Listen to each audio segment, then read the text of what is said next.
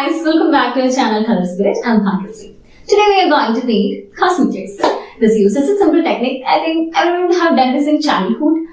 Yes, it's simple, but it has so much possibilities. We can add our own creativity and do more with this. So let's get started.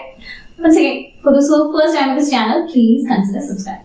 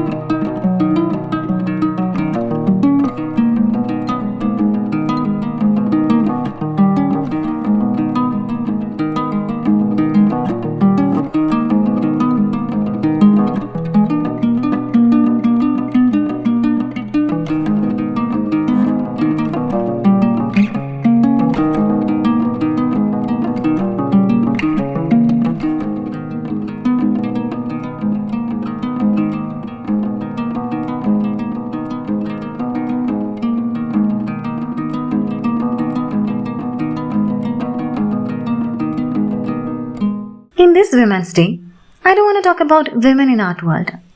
Let's talk about gender in art world. Because we can't put human beings into boxes like male and female. Art is the evidence of human consciousness.